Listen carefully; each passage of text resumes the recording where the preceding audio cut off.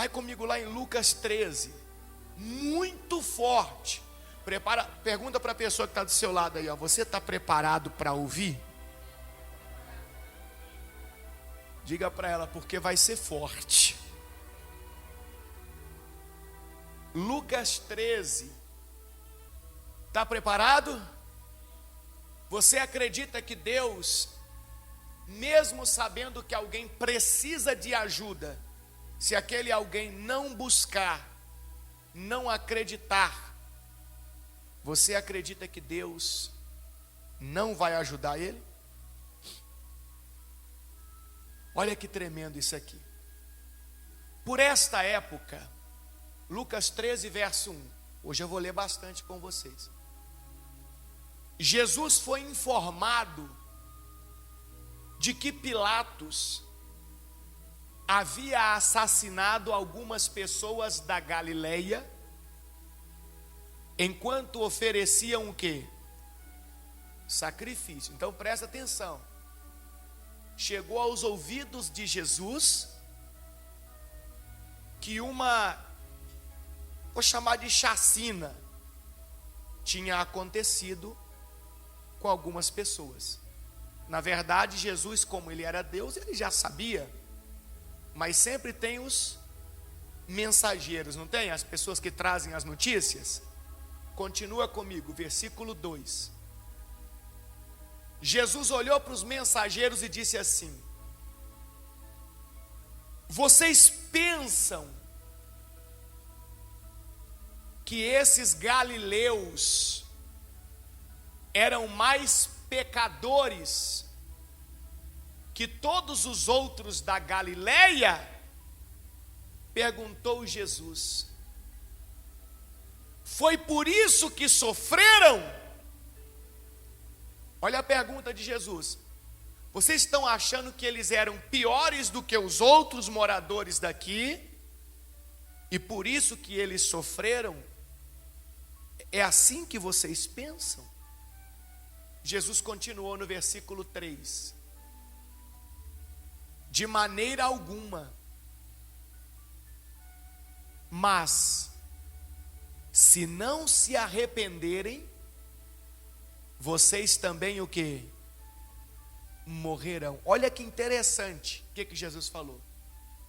Vocês pensam que eles eram mais pecadores do que os outros? De maneira alguma. Mas, tem um mas aqui que diz tudo para nós.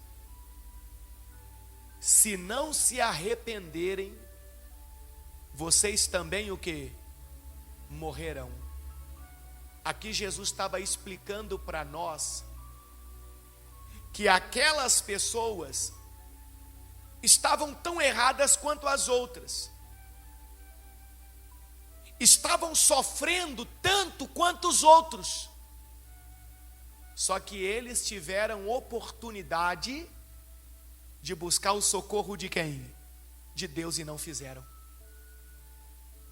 Por isso que Jesus está dizendo: mas vocês que estão aqui vivos, se vocês pensam que são melhores do que eles, eu lhes digo uma coisa: aproveite a oportunidade que vocês estão tendo para buscar quem? A Deus, porque a mesma coisa que aconteceu com eles, se vocês não aproveitarem a oportunidade para buscar a Deus, vai acontecer com vocês também. O inimigo está aí roubando, matando e destruindo, e por mais que Deus esteja vendo o sofrimento das pessoas, Deus não vai interferir nas escolhas delas. Se você pode buscar o socorro e não busca, você pode ter certeza que o sofrimento vai só aumentar. Ah, mas eu sou uma pessoa boa. Aonde está escrito que quem é bom vai ser livre das aflições deste mundo? A própria Bíblia diz: nesse mundo tereis aflições. Eu falei aqui hoje a diferença de problema e aflição. Duas coisas diferentes. Problema é o que é natural, é o que você resolve. Provavelmente, quase todos aqui hoje tiveram um problema. e você resolveu. Quando você não consegue resolver e machuca a sua alma, não é problema, é aflição. E quando é aflição, você não resolve. Só Deus pode resolver por você. Mas Deus vai resolver se você buscar. Então eu quero que você entenda, existe uma diferença entre problema e aflição. Então Jesus falou: olha, vocês não são melhores do que eles, não. Eles tiveram a oportunidade e não aproveitaram. E vocês, se não aproveitarem, vão sucumbir do mesmo jeito. Continua comigo, que tem algo muito forte aqui. Vamos continuar. Jesus continuou: e quanto aos 18 que morreram quando a torre de Siloé caiu sobre eles? Engraçado, a única vez na Bíblia que este lugar é citado é aqui. Essa palavra Siloé vem do hebraico Shiloar, ou Shiloar. E o que significa? Você sabe o que significa? Olha que interessante agora. Siloé, a palavra Shiloar significa enviado. Enviado. Enviado. Enviado. Enviado, de enviar. Ah, com certeza não. Alguém colocou o nome dele lá e... enviado. E Jesus está dizendo que a torre caiu em cima, a torre chamada Torre do Enviado caiu em cima de 18 pessoas e elas morreram. O que será que Jesus estava querendo dizer para nós? O que será que ele estava querendo ensinar para nós? Será que não era justamente o fato das pessoas rejeitarem aquele que foi enviado por Deus para salvar o perdido? Para estender as mãos para o necessitado? Para mudar a história do aflito? Porque Jesus curou um homem cego também no lugar chamado tanque de... Não, Betesda foi o paralítico. O cego foi no tanque de Siloé. Por que Jesus mandou ele lavar os olhos no tanque de Siloé e não no tanque de Betesda? Ou em qualquer outro lugar? Por quê? Porque depois iam perguntar para ele: vem cá, como é que você está enxergando? Está lá em João. Aí ele disse assim: aquele que cuspiu no chão, fez lodo e passou nos meus olhos, mandou eu vir me lavar aqui. E o que significa Siloé? Enviado. Ou seja, alguém me mandou vir aqui e disse que quando eu me lavasse eu ficaria curado. Ou seja, o enviado de Deus me mandou aqui porque a minha vida ia mudar. Então Jesus está ensinando para nós aqui, que 18 pessoas morreram quando a torre de Siloé caiu sobre eles. Aí Jesus diz assim: eram mais pecadores que os demais de Jerusalém? Eles eram piores do que os outros? Olha a resposta: Não! Eu volto a lhes dizer, a menos que se arrependam, todos vocês também o quê? Morrerão. Veja que Jesus estava evangelizando. Veja que Jesus estava ensinando, estava dizendo: meus filhos, presta atenção. Este mundo jaz no maligno.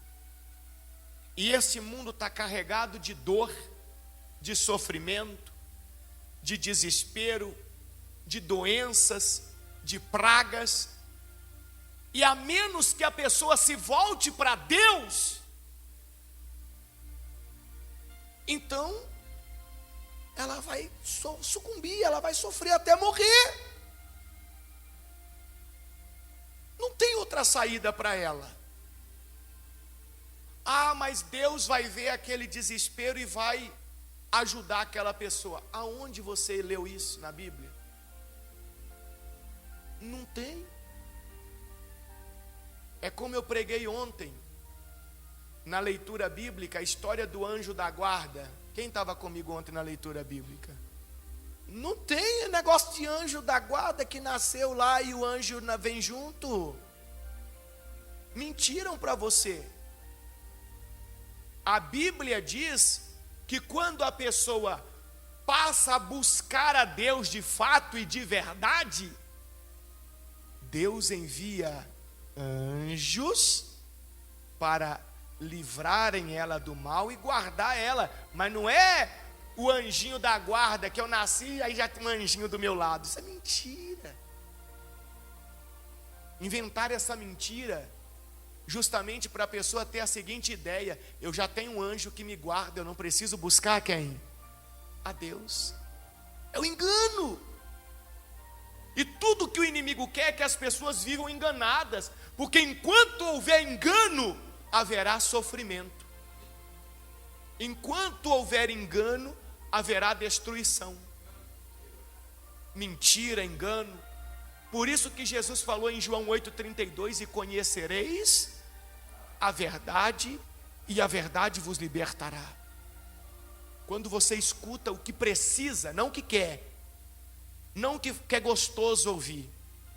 Quando você escuta o que precisa e seu coração está aberto, você acorda, você desperta, você fala: opa, peraí, tem razão.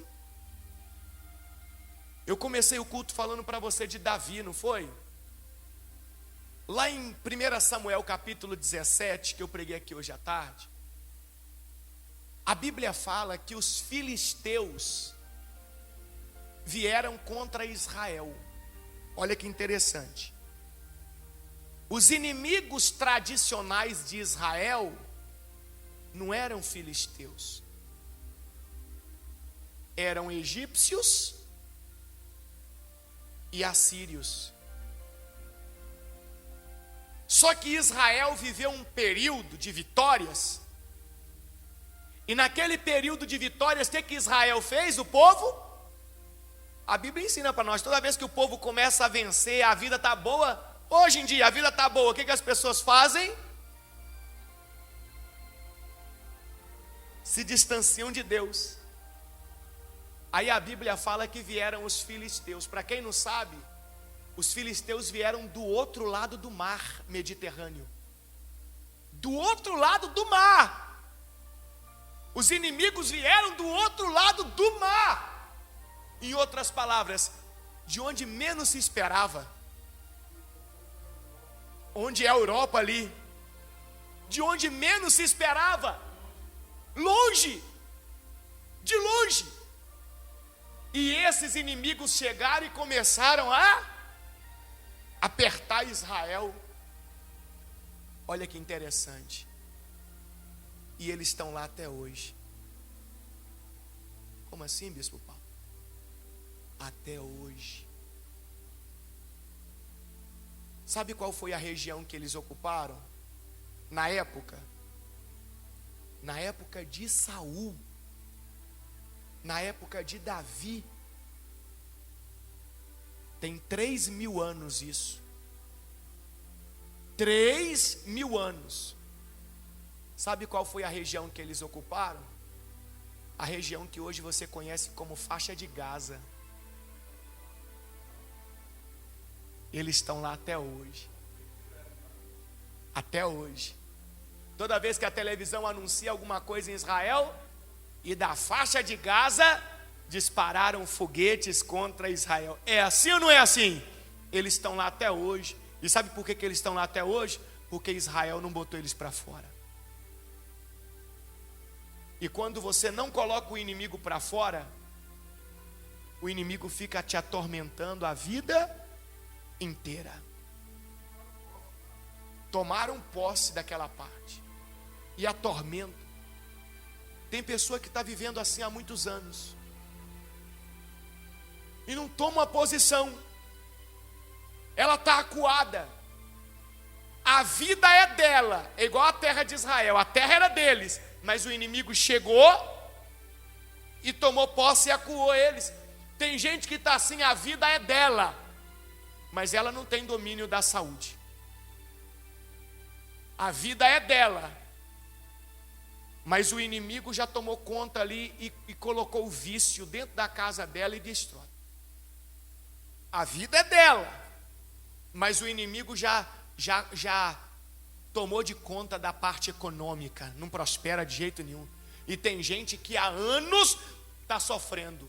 O casamento é dela, mas o inimigo já montou tenda ali e já vem há anos destruindo. E sabe quando é que ele vai sair? O dia que a pessoa botar ele para fora. É muito forte, eu quero que você leia em casa. Porque Israel olhou para os filisteus, o povo, e todo mundo ficou com medo. Os filisteus logo chamaram o guerreiro deles para afrontar. Lembra do nome do guerreiro valente dos filisteus? Golias. Golias era uma coisinha pouca. A Bíblia diz que então Golias, 1 Samuel 17:4. Então Golias, um guerreiro filisteu de Gate, saiu das fileiras do exército filisteu. Ele tinha o quê? Lê para mim aí. Lê para mim, ele tinha o quê? O inimigo já se apresentou assim. O que é 2,90 metros? Deve ser desse chão até nessa luminária aqui, ó. Até nessa luminária. Imagina um monstro. O inimigo já mandou logo para dizer para Israel: vocês estão derrotados. Acabou. E Golias afronta eles. Só que tem uma parte que me chamou a atenção e eu quero que você leve para casa hoje. Você que acredita que Deus realmente pode mudar a história da sua vida. Presta atenção aqui, ó. Olha o que Golias falou para eles no versículo 6. Deixa eu ver se é o 6. Coloca para mim. 7. Vai adiantando, eu vou falar. É aí. Aí. No 8. Golias parou e gritou para as tropas de israelitas: por que saíram todos para lutar? Eu sou filisteu e vocês são servos de Saul. Escolham um homem para vir aqui e lutar comigo. Agora olha que interessante o 9. Presta atenção no 9. Se ele me matar, presta atenção aqui. Eu quero que você enxergue a sua vida aqui agora. Eu quero que você enxergue o seu casamento aqui. Eu quero que você enxergue a sua saúde aqui. Eu quero que você enxergue a sua casa, a sua família aqui. Sua vida financeira, sua empresa aqui. Olha o que o inimigo falou para Israel: se quem vocês escolher vier aqui e me matar, seremos seus escravos. Mas se eu o matar, vocês serão nossos escravos. Simples assim. Se alguém aí me derrotar, eu serei seu escravo. Mas se eu continuar derrotando você, você vai ser meu escravo. E é assim que está acontecendo. Tem muita gente hoje sofrendo, porque já se tornou escravo do inimigo. O povo ouviu isso aqui, e sabe o que o povo de Israel fez? Quem sabe o que o povo de Israel fez? Fez nada. Fez nada.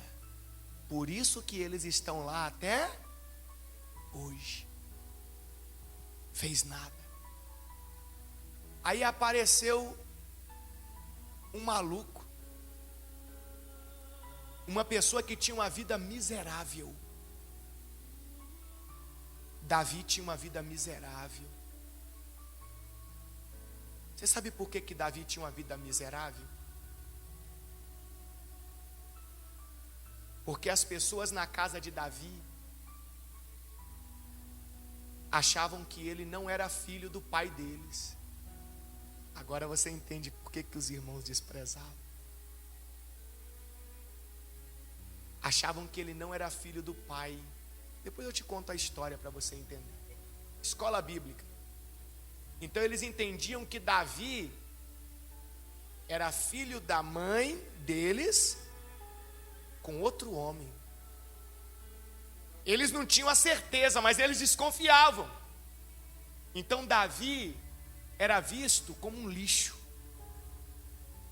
Eu quero que você enxergue a vida de Davi. Quando eles iam comer, eles não chamavam Davi, não. Eles comiam. Se tinha algum resto, Davi vinha comer o resto. Eles bagunçavam. Na hora de arrumar a bagunça, Davi tinha que arrumar a bagunça. A vida de Davi era uma vida miserável. Era a pior vida que existia. E Davi foi no exército de Israel levar uma encomenda. Quando Davi chega lá, ele vê o gigante gritando: quem me matar, eu me torno escravo. Agora, se eu matar, vocês serão nossos escravos. Aí Davi ouviu um soldado comentando com o outro assim: olha, o rei Saul falou que aquele que matar esse gigante aí, o rei vai isentar a casa dele de todos os impostos. Olha Davi aqui, ó. Agora eu quero que você entenda aqui, ó, a casa dele.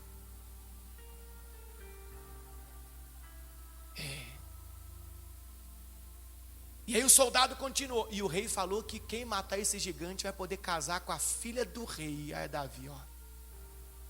Vida mais miserável que a minha não existe. Você já imaginou eu casando com a filha do rei? E a minha família sendo isenta dos impostos, eles me rejeitaram a vida toda. Já pensou eu levar para eles essa bênção, essa transformação de vida? E aí o soldado disse assim, por último: e o rei disse mais, que quem matar esse gigante vai ser honrado mais do que todos em Israel. Davi falou: sou eu. Sou eu. É isso que eu quero que você entenda. Israel não enfrentou os filisteus. Davi enfrentou os filisteus. Não foi Israel. Israel recuou.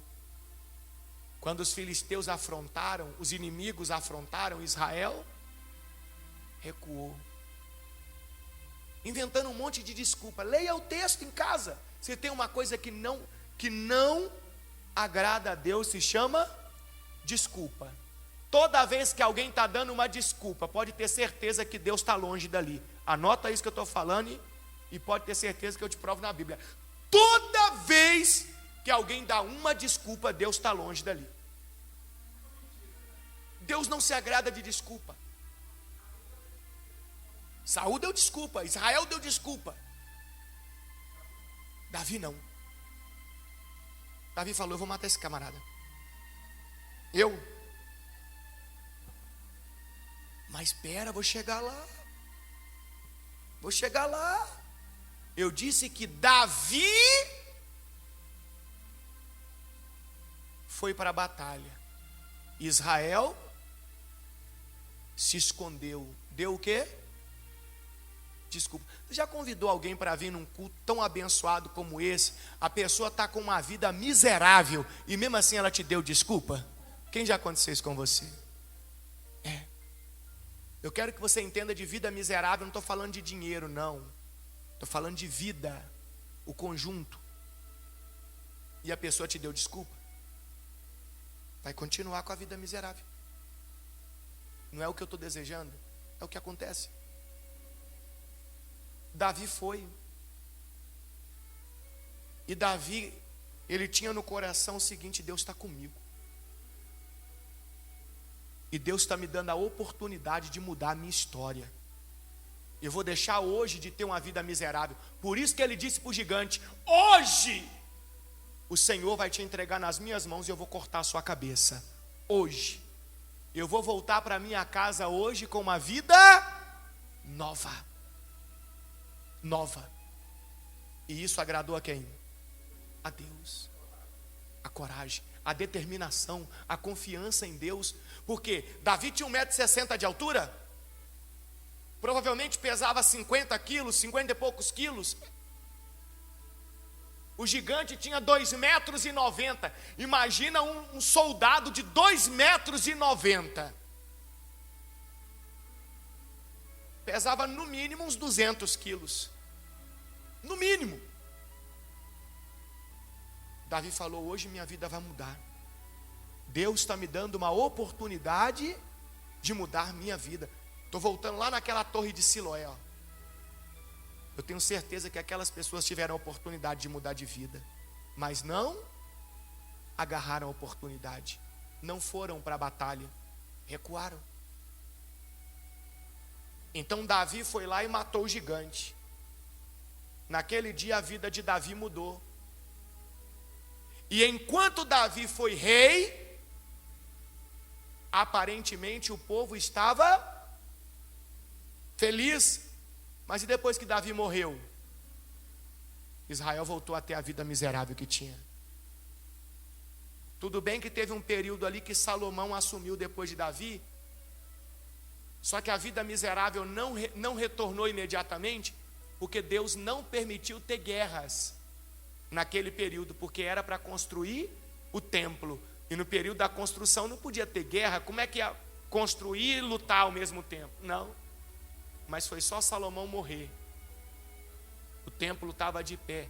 As guerras voltaram e Israel voltou a ter a vida miserável. O que eu quero que você entenda é o seguinte: quando os filisteus afrontaram, era para Israel botar eles para voltar pelo mesmo caminho de onde eles vieram. Vieram pelo mar? Então vai voltar pelo mar. E empurrar. E lutar. Deus é conosco. Nós vamos vencer, vai dar tudo certo. Mas não. Eles aqui, ó, como as pessoas hoje. Estão sofrendo, mas só recuando. Estão padecendo, mas só inventando o quê? Desculpa. Para não lutar contra a situação. E quando eu digo lutar, eu falo espiritualmente. Problema você resolve. Aflição, só Deus pode te ajudar a vencer. Então, Jesus estava falando isso lá. Vamos voltar lá em Lucas. Nós paramos em qual versículo? Capítulo 13, versículo 6, foi isso? Vamos voltar lá. Ah, que interessante. Então Jesus falou, né? Das pessoas que Herodes matou. E falou: com vocês não vai ser diferente se vocês não se arrependerem, não. Falou daqueles que a torre de Siloé caiu em cima.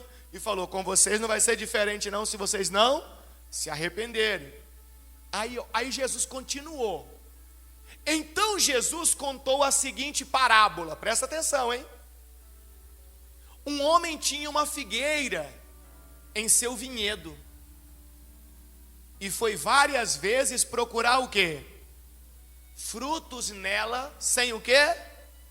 Sucesso. Essa planta representa cada ser humano que existe nessa terra. Essa figueira representa cada ser humano que Deus plantou nessa terra. E o homem, o dono da figueira, da plantação, é quem? É Deus. E qual é o fruto que Deus procura no ser humano? A fé. A fé. A confiança nele. É isso que Deus procura. Só que a Bíblia está dizendo que Deus, o homem, foi várias vezes procurar fruto e não o quê? Não encontrou. E como ele não encontrou fé, o que ele pode fazer por aquela vida? Nada, porque a Bíblia diz que sem fé é impossível agradar a Deus. Quando Deus não encontra fé, confiança, certeza, quando Deus não encontra um Davi no campo de batalha para enfrentar um gigante de 2,90 metros, Deus não pode fazer nada. Quando Deus não encontra uma pessoa desenganada pela medicina ou enferma, que está ali orando, que está buscando, que está clamando a Deus, Senhor, o médico diz que não tem jeito, mas eu creio que o Senhor pode. Quando Deus não encontra uma pessoa nessa situação, então Deus não opera cura nenhuma. Quando Deus não encontra alguém que está endividado, que está numa situação economicamente falando terrível, mas a pessoa, ela entendeu, Deus pode mudar a minha história, e ela busca, e ela ora, e ela clama, e ela procura. Enquanto Deus não encontra alguém assim, Deus não pode fazer nada. Então o homem foi procurar frutos. Achou o quê? Achou o quê? Nada. Continua comigo. Versículo 7. Por fim, disse ao jardineiro. Esperei o quê, pessoal? 3 anos. E não encontrei um figo sequer. Em outras palavras, tem 3 anos que eu estou dando oportunidade para essa árvore. E o que ela produziu de fé até agora? Nada. Tem 3 anos que ele está sofrendo. Tem 3 anos que ele está gemendo. E qual foi a atitude de fé que ele teve até agora? Nenhuma. Faz o seguinte, corta essa figueira, pois ela só está ocupando espaço no pomar. Em outras palavras, deixa morrer. Deixa morrer. Para que ela está nessa terra ainda? Para ficar reclamando? Para ficar murmurando? Agora você entende o que aconteceu na Torre de Siloé. Agora você entende o que aconteceu com aqueles que Pilatos matou. Eram pessoas que estavam há tempos tendo o que, pessoal? Tendo o que, pessoal? Oportunidade de buscar a Deus e mudar de vida. E qual foi a oportunidade que eles aproveitaram? Nenhuma. Por isso que Jesus falou: vocês acham que vocês são menos pecadores do que eles? Não. Eles morreram porque não abraçaram as oportunidades. E se vocês não abraçarem, vai acontecer a mesma coisa com vocês. Esse aqui é Deus, ó. Se te apresentar um Deus diferente, eu estou te apresentando o Deus da Bíblia, tá? Estou te apresentando um Deus que não é um Deus que tem pena de ninguém, não. Não é um Deus de mimimi, não. Ele é um Deus que tudo pode. E Ele promete mudar quando Ele encontra fé. Se Ele encontrar fé em você, pode ter certeza que ainda que o seu problema, a sua aflição seja impossível vencer aos olhos humanos, Deus vai te dar uma vitória tão grande, que vai ser um testemunho tão grande em cima desse altar aqui, que meu Deus, o seu testemunho vai alcançar centenas de vidas para Jesus. Não tem nada difícil para Ele. Não tem. Então ele está dizendo, olha lá que forte isso, corta a figueira, corta. Para que ela está aí ocupando espaço no pomar? Para que ela está viva nessa terra ainda, tomando ar alheio aí? Deixa outro respirar, vai nascer outro que vai respirar. Tira. Continua comigo o versículo 8. O jardineiro respondeu. Esse jardineiro aqui seria a misericórdia. O que o jardineiro respondeu? Senhor, deixa mais um ano e eu cuidarei dela e a adubarei. Dá mais uma oportunidade para ela ouvir a palavra do Senhor pelo menos mais algumas vezes, para ver se ela acorda, para ver se ela entende que sem a ajuda do Senhor é impossível ela sair dessa situação que ela se encontra. É impossível ela ter uma vida nova. Versículo 9, o que o Senhor disse? Ah não, o jardineiro continuou, né? Deixa esse ano ainda, eu vou cuidar dela. Se der figos no próximo ano, ou seja, se ela manifestar frutos de quê? De fé, ótimo. Porque se ela manifestar os frutos de fé, com certeza a mão do Senhor vai alcançar ela e vai transformar a história dela. Ótimo. Se não, mande cortá-la. Mande cortá-la. Tem muita gente que está nessa situação aqui. Desse jeito. Dessa forma. E continuam só reclamando. Ah, por que Deus não me ajuda? Porque Ele não tem obrigação nenhuma. Ah, se Deus existe, por que não faz nada? Qual foi o dia que Deus ficou devendo alguma coisa? Eu li um salmo esses dias, não li? Que Deus não deve nada para ninguém. Qual foi o salmo? Alguém lembra? Que eu li lá? Está escrito. Lindo demais, está escrito. O Deus não deve nada para ninguém. Nada. Absolutamente nada. Então o que muda a história da minha vida são os frutos chamados fé. É quando eu estou orando. Se Deus não deve nada para ninguém, não tem que pagar nada.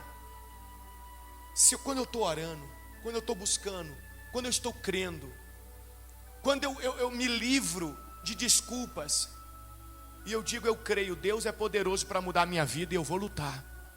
Eu vou subir naquele altar, eu vou contar testemunho. O bispo Paulo falou que é para mim orar com o meu pedido todo dia. Eu vou orar todo dia. O homem de Deus está dizendo que vai dar tudo certo, eu creio. Porque Deus não mudou, Deus é o mesmo. Eu não vou deixar dúvida entrar no meu coração, não vou deixar palavras negativas tomarem conta de minha alma, não vou. Pelo contrário, eu vou ver a glória de Deus, eu vou ver a bênção de Deus. Aí continua comigo no versículo 10. Agora começa a ficar muito interessante. Na verdade eu queria chegar aqui. Então primeiro Jesus falou de quem? Das pessoas que Pilatos matou. E disse, vocês não são melhor do que eles não. Eles não aproveitaram a oportunidade, morreram. E se vocês não aproveitar, também vão o quê? Morrer. Depois Jesus falou daqueles que morreram na queda da torre de Siloé. Não aproveitaram a oportunidade de receber o enviado de Deus, que podia transformar a vida deles. E Jesus falou, e não pensem vocês que são melhores do que eles, não. Se vocês também não aproveitar a oportunidade de receber o enviado de Deus na sua vida, vocês esperem o mesmo fim, a morte.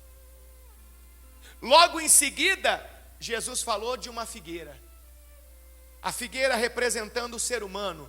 O dono da figueira, Deus. Deus procura os frutos da fé. Se Deus encontrar, Deus abençoa. Se Deus não encontrar, Deus fala, pode cortar, porque está aí ocupando espaço inutilmente. Logo quando Jesus terminou de contar, olha o que aconteceu. Provavelmente essa pessoa tinha ouvido tudo que ele estava falando. Ouvido tudo ali, ó. Aí olha o que aconteceu. Eu estou lendo na sequência. Estou te mostrando a Bíblia num todo. E não fragmentada, como muitas pessoas fazem. Presta atenção. Certo sábado, quando Jesus ensinava numa sinagoga, agora lê para mim que lindo ali no versículo 11. Olha que coisa maravilhosa. Coloca no 11 para mim, por favor. Lê para mim em voz alta. Lê para mim.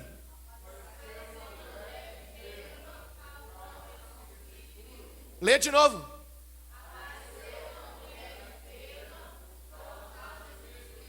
Pronto.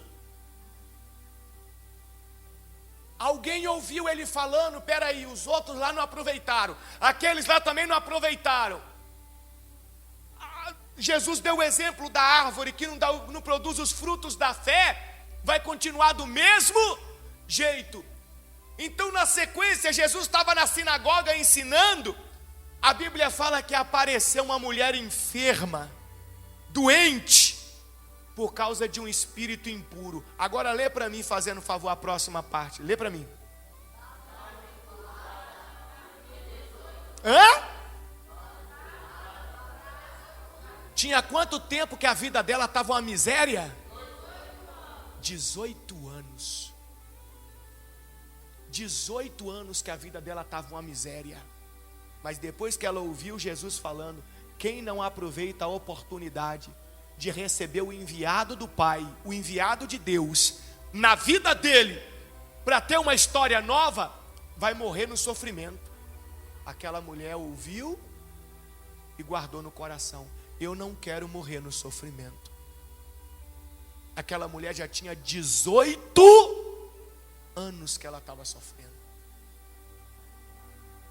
Aí ela guardou: no dia que eu tiver a oportunidade, eu vou agarrar. E chegou a oportunidade. A Bíblia fala que ela andava encurvada havia 18 anos. Meu Deus. 18 anos sendo afligida pelo inimigo. 18 anos sentindo dores. 18 anos humilhada. 18 anos sofrendo. Mas ela entendeu: eu preciso buscar o enviado de quem? De Deus. Eu preciso produzir os frutos chamado fé. Então ela foi. E olha o que aconteceu com ela na hora que ela chegou lá, versículo 12. Ao vê-la, olha que interessante. Ao vê-la, Jesus a chamou para perto e disse. Mas por que Jesus chamou ela?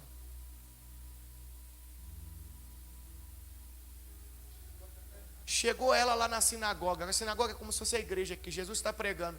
Como é que Jesus viu que ela chegou e sentou lá? Assim, ao vê-la, já tinha 18 anos que Deus estava vendo aquela mulher sofrer. Já tinha 18 anos que Deus estava vendo a aflição dela. Mas naqueles 18 anos, o que ela tinha feito para mudar a situação da vida dela? Nada. E o que Deus tinha feito também para mudar a história dela? Nada, porque o milagre começa em você.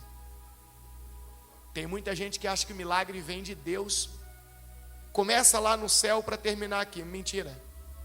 O milagre começa aqui, para se tornar uma realidade no céu. Com certeza aquela mulher estava ouvindo as pregações. E no dia que surgiu a oportunidade, quantos poderiam ter ido lá? Muitos, mas você só vai ver ela recebendo a cura. Cadê os outros? Cadê os outros? Será que não tinha mais doente lá? Será que não tinha mais pessoas aflitas? Jesus estava vendo todos. Será que não tinha mais pessoas sofrendo? Tinha. Mas quem estava lá? Quem estava lá? É simples. Quem está aqui hoje? Você. Você. Você está aqui. Não tem mais gente sofrendo? Cadê ele? Ah, está lá na casa dele, assistindo a novela. Hoje está frio. Sempre dando o quê? Sempre dando o quê? Desculpas. Ao vê-la, Jesus a chamou para perto e disse: mulher, você está curada de sua doença. Diga glória a Deus. Já tinha quanto tempo de sofrimento? 18 anos. Sua atitude mudou a sua história.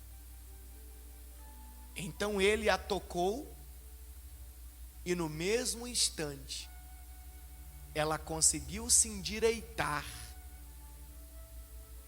e começou a louvar a Deus. Mudou a história dela. Mas infelizmente os homens da Galileia morreram. Infelizmente as pessoas da torre de Siloé morreram.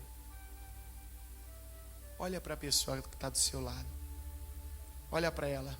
Pergunte assim: e com você vai acontecer o quê? Você vai entrar na história dos que morreram?